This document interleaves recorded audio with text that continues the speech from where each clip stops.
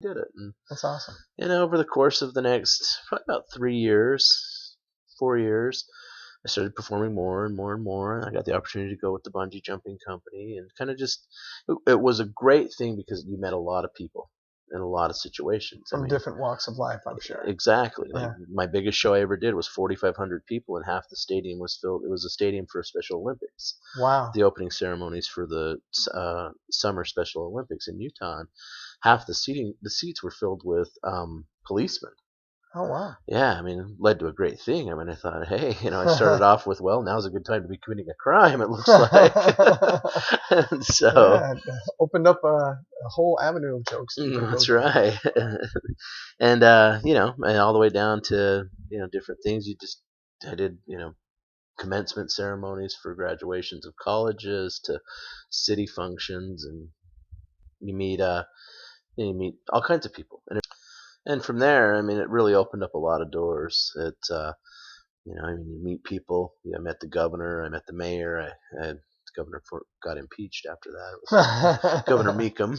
Ah, okay. So, Coincidence. I got to meet guys that had been shot down in World War II because I was Wow. working at a dinner that they were all being commemorated at, and I was the MC there, so those things were really rewarding. But Sure. with time, I also found out that if you really want to have a career in that, I mean, unless you just want to be on the road and traveling and doing comedy clubs ad infinitum, Right. that you really need to get into the acting world. Okay. And that's where the real money is. I mean, that's where you can start to really develop something. You start doing movies and sitcoms and different things. I mean, you look at most of the guys that stick around. I mean, Right. even if they started in stand up, eventually they have to end up there if they really want to make a career out of it that's something more than just minimal pay for maximum amount of travel and Right. free drinks. to really make some money that you could support a family, that type of Right, exactly. And where I wasn't a drinker, the free drinks weren't a draw. thing. And and like we talked earlier, I mentioned that being a comedian was never my goal. And as a kid, I mean, interestingly enough, my goal was always just to have a family. That was, to me, that was my personal biggest purpose in life.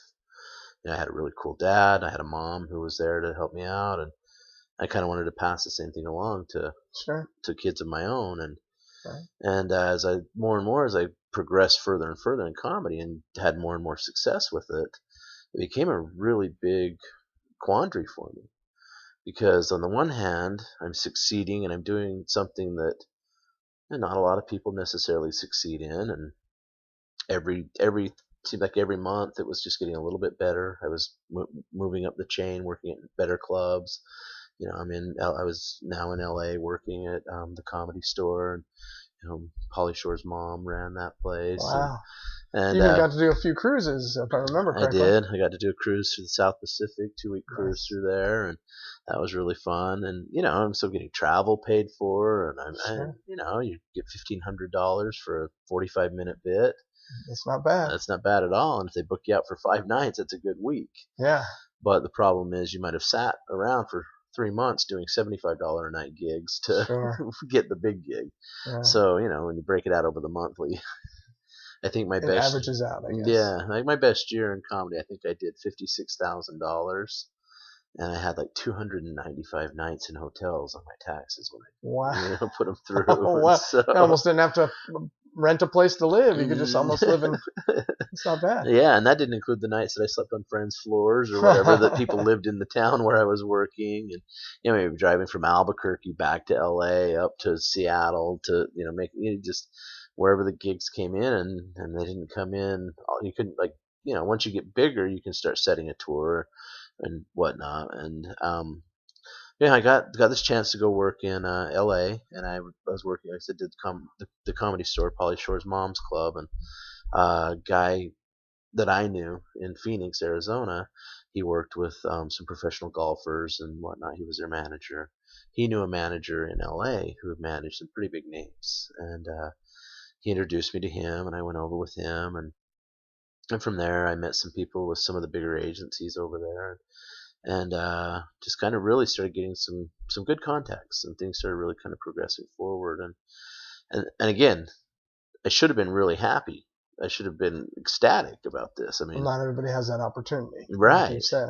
Yeah, and I mean, you certainly look at the future, and hey, if it keeps going the way it's going, I mean, you don't know. You could be dead tomorrow. You're only as good as your last Right. performance, you know. And I guess in that business, yeah, I mean, and you know, and a lot of things really, when you think about it, a salesman's only as good as his last month's numbers, and you it's, know, a broker's only as good as how much he did for his people, and exactly. you know, Yeah. so it's kind of that don't, you know, just get busy doing something. Don't keep telling me what you're gonna do or what you Show did. me. You know, Yeah. show me what you're doing. And but I really had a hard time trying to figure out why. Why did I feel, you know, why wasn't I happy about this? Why wasn't I? And as I started to analyze it, I realized because it was taking me further away from what my core was. I wanted to be a dad who was at home with his kids. I Right. wanted to, you know, and I thought, well, you know, I could probably do that. I could probably spend a lot of time at home, but mm, it's you can't turn things down if the right opportunity comes in. You can't, Right. you know, and you miss a lot of things. You're gone. You get a, you know, you get a 5 night run, and it happens to be over your kid's birthday. You either turn it down or you go do it. Right. And then so until you've really kind of made it so big, you can't pick and choose. And So it's not quite that conducive to family life right, to have that exactly. kind Yeah, and so for me, I mean, it was that was kind of a hard thing because you know I just always imagined myself. Do I want to be at Joe's Bar and Grill, you know, calling home and talking to my kids and seeing how they did out there in the middle of, yeah, it's Dad calling from Ottumwa, Iowa here, you know, it's like Radar O'Reilly's home, right. and uh, and so you know it really made me stop and think, and I thought, well, yeah, but you know, if I make it big, I'll be able to do this and that. We'll have money, we'll have Right. you know all the things that come with it, and there's always the again, like I said before, what if it doesn't work out? What if you're done tomorrow?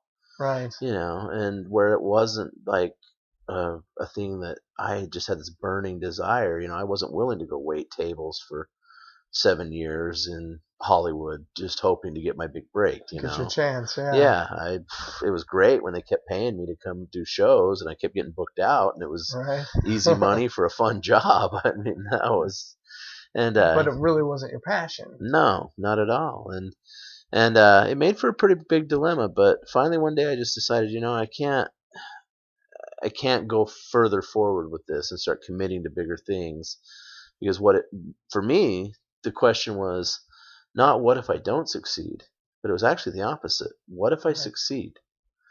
In something that I know is not necessarily my passion. Yeah, but then you know I get tied to the money and I get this and that and I like you know the lifestyle. I mean, what wouldn't be fun about you know meeting Right. people and hobnobbing with you know Hollywood folks and you know you see where people get to meet people. I mean, you look at like Bill Mayer. You know, I mean he's been Yeah. at the White House and you know it has potential to lead into something, and that was the part I liked was the people you met, the people you met on you know on the periphery, the ones that were at the function that you may be emceeing or that you may be the comedian at, and then they talk to you afterwards, and that was what I really liked.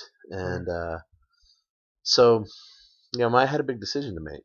And But I think you told me too that it all kind of came to a head at one point where you had to make a decision whether or not you really wanted to go into it big time or kind of scale back from it. that's exactly it. I mean, I was starting to get some bigger opportunities. I was starting to get some invitations to go and audition for some things that again my and to that point up to that point things had always just kind of gone better the next step. So for me in my mind I had to think about it as well, what if it continues in that same vein, and what if you know you do land the audition, what if you do get the part, what if you do end up one you know at some point up on Saturday Night Live or whatever, Right.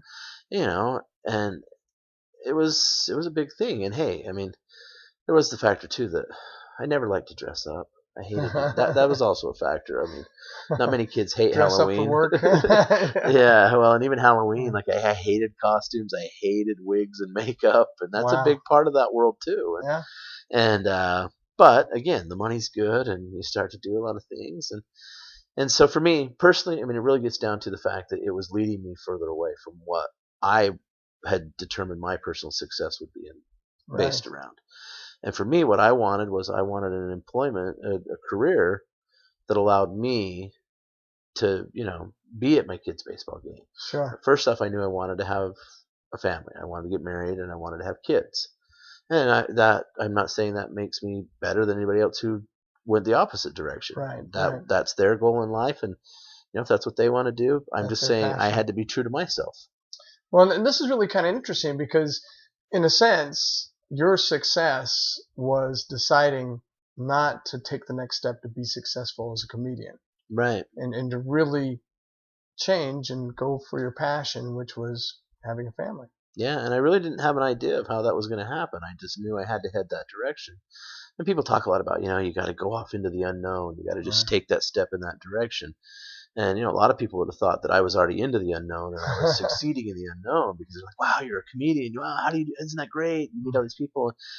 And sometimes it was hard too because other people were like, "Why would you walk away from that? Why would you? Why? That's crazy! Why did you stop?" And people that had seen me, friends that had been to shows, and people that I'd worked with, people I'd met along the road, and and now, I mean, even now, I look back and 20 years ago, guys that I knew 20 years ago that I opened up for, or that I worked with, are now, a few of them, not many, but a few of them are big names. Very successful. Right? And you question, like, I mean, the shows went well, and I got as many laughs as they did, and where would I be? Yeah. And sometimes that comes back to haunt you a little bit, but it doesn't haunt too bad because, again, I've got 3 wonderful boys now, and I get to be home. Not only do I get to be home for their baseball games, I get to be they get to coach their baseball games. Right. So really actively involved.